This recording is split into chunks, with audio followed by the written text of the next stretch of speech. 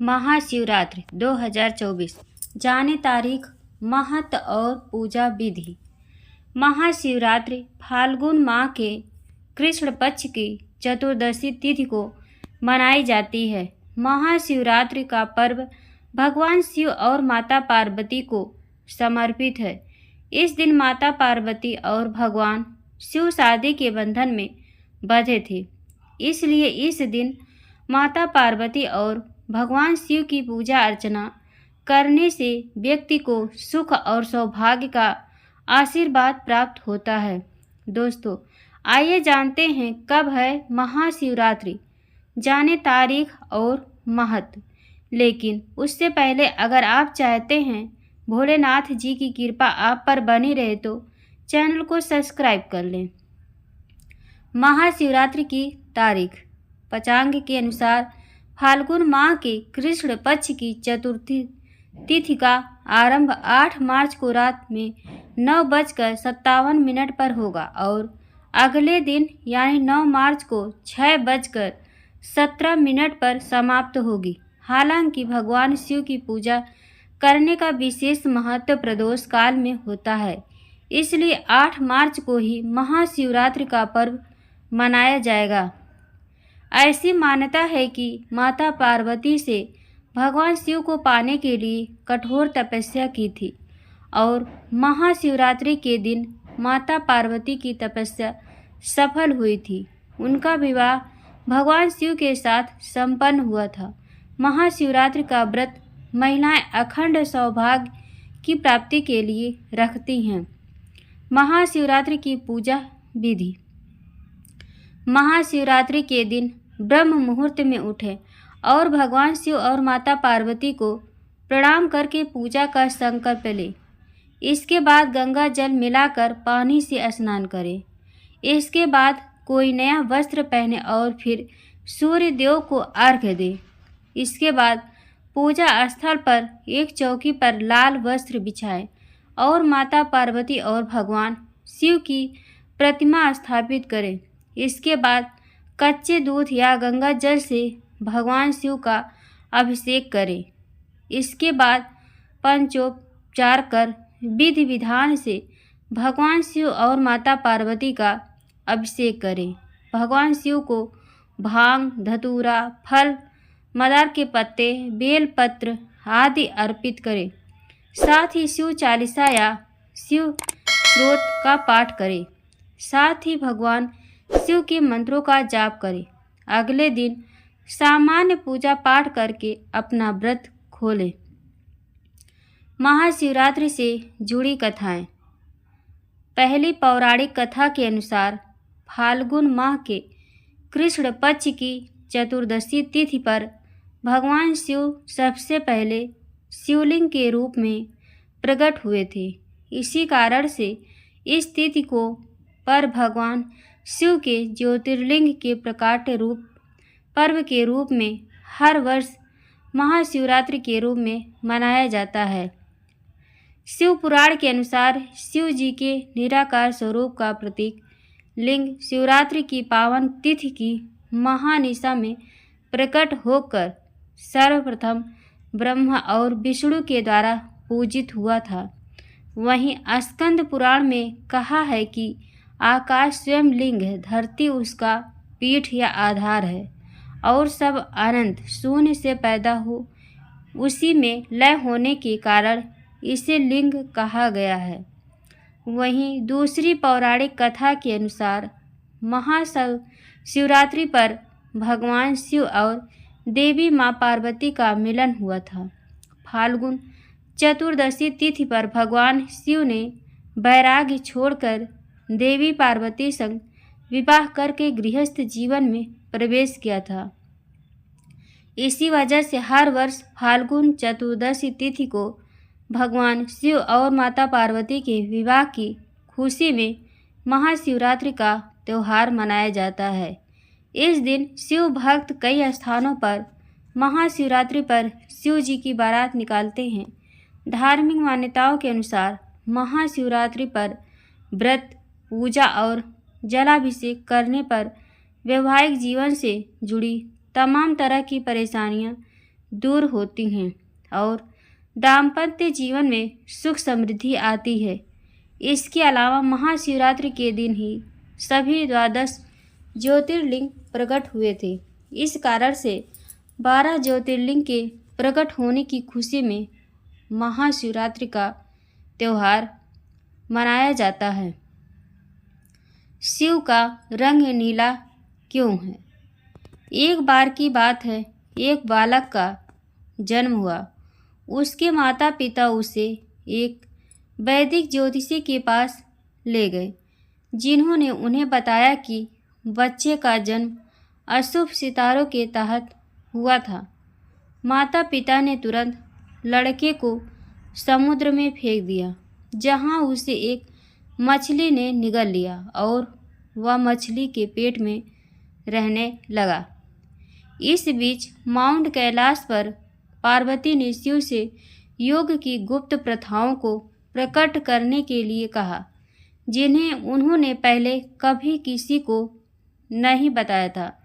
शिव सहमत थे, लेकिन गोपनीयता की खातिर पार्वती को समुद्र के नीचे अपनी गुप्त गुफा में ले जाते हैं, उन्हें अपनी गोद में बिठाते हैं और योग की गुप्त शिक्षाओं को समझाना शुरू करते हैं, जो उन्होंने पहले कभी किसी को नहीं बताए थे।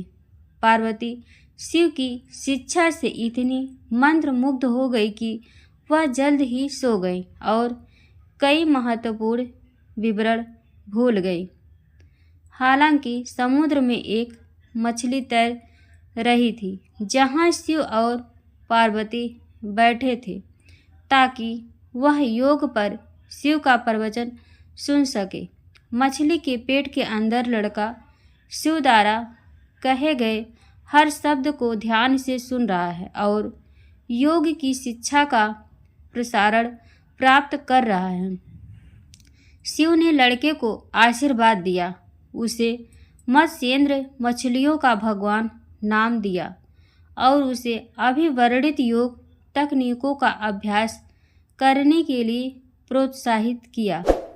मत्स्येंद्र अगले 12 वर्षों तक मछली के पेट के भीतर लगन से योग का अभ्यास करते हैं, जब तक कि वह सभी तकनीकों में महारत हासिल नहीं कर लेते और फिर दुनिया के पहले योग शिक्षक बन जाते हैं। कुछ साल बाद मत्स्येंद्र एक ऐसी महिला से मिलने जाता है जो निसंतान है और गर्भधारण करने के लिए बेताब है। वह उसे कुछ राख देता है और उससे कहता है कि यदि वह राख खाएगी तो उसे बच्चा होगा। जब मत्स्येंद्र चला जाता है तो वह मूर्ख महिला राख को गांव के गोबर के ढेर पर फेंक देती है। 12 साल बाद मत्स्येंद्र गांव लौटता है और उस महिला की तलाश करता है जिससे उसने राख दी थी, यह जानने के लिए उत्सुक हुआ कि क्या उसका उपाय काम कर गया कि नहीं। महिला ने शर्मनाक ढंग से सबका स्वीकार किया कि उसने राख को गोबर के ढेर पर फेंक दिया था। मत्स्येंद्र ने उसे तुरंत गोबर के ढेर के पास ले जाने का आदेश दिया। गाय के गोबर के नीचे मत्स्येंद्र को एक सुंदर 12 वर्षीय लड़का दिखता है, जो त्रुटिहीन साधना कर रहा है, जो उसने जन्म के समय अभ्यास किया था। मत्स्येंद्र ने लड़के पर राख छिड़की और उसका नाम गोरच रखा, गाय की राख। जैसा कि पता चला, गोरच मत्स्येंद्र से भी बेहतर योगी है। कुछ साल बाद मत्स्येंद्र, जिसका योगासन करने के कारण सुंदर शरीर है, को कुख्यात योगिनियों के एक समूह ने पकड़ लिया और उन्हें उनका यौन गुलाम बनाने के लिए मजबूर किया। मत्स्येंद्र जल्द ही पूरी तरह से नष्ट हो जाता है और उसे गोरक्ष को बचाना पड़ता है। मत्स्येंद्र इतना दूर चला गया है कि वह अपनी योग प्रथाओं को पूरी तरह से भूल गया है और गोरक्ष को उन्हें फिर से शुरू करना पड़ा है। वे कहते हैं कि सभी योगी, चाहे वे उसे जानते हों या नहीं, शिव के भक्त हैं, क्योंकि योग एक महान उपहार था, मूल्य से परे मोती, जो दयालु शिव ने मानवता को उसके दुखों को दूर करने के लिए दिया था। शिव मूल जांगलिकाएँ माने हैं, जंगल चिकित्सक जो हलाहल इस दुनिया के जहर को दूर करते हैं। जब देवता और असुर दिव्य सोम अमरता का अमृत की तलाश में दूध के सागर का मंथन कर रहे थे तो समुद्र की सतह पर एक घिनौना नीला हानिकारक पदार्थ प्रकट हुआ। इस विष का धुआं देवताओं और राक्षसों दोनों को बेहोश करने के लिए पर्याप्त था। शिव को तुरंत हलाहल पीने और सारी सृष्टि को बचाने के लिए बुलाया गया। उसने एक ही झटके में ऐसा कर दिया। शिव अभी भी अपने गले में हलाहल रखते हैं, जो नीला हो गया है, और उन्हें नीलकंठ उपनाम मिला है, नीले गले वाला।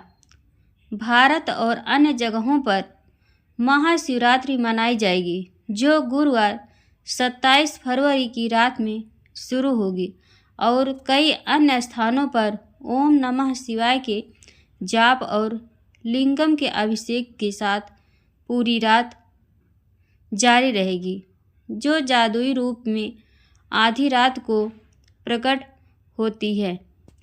यह वर्ष की शिव की पसंदीदा रात है और भारत के विभिन्न हिस्सों में शिव और पार्वती के विवाह, हलाहल को निगलने, लिंगम के ऊधव और नटराज के तांडव नृत्य की शुरुआत, सृजन और विनाश का आदिम नृत्य का जश्न मनाने के लिए मनाया जाता है। ओम नमः शिवाय। नोट: यहाँ तमाम जानकारी जनरुचि को ध्यान में रखकर दी जा रही है। ज्योतिष और धर्म के उपाय और सलाहों को अपनी आस्था और विश्वास पर आजमाएं।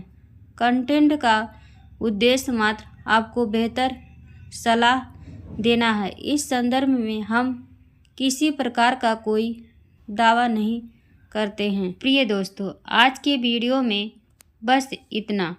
हमारे द्वारा शास्त्रों के अनुसार दी गई जानकारी आपको अच्छी लगी हो तो कमेंट बॉक्स में हर हर महादेव जरूर लिखें। वीडियो को एक लाइक कर दें और अपने फैमिली फ्रेंड्स में शेयर ज़रूर कर दें। ऐसे ही इन्फॉर्मेशन वीडियो देखने के लिए हमारे चैनल को सब्सक्राइब कर बेल आइकन को प्रेस कर लें, ताकि जब भी मैं कोई नया वीडियो डालूं उसका नोटिफिकेशन आपके पास सबसे पहले पहुंचे। वीडियो देखने के लिए आप सभी का बहुत बहुत धन्यवाद। Thank you. जय जय भारत।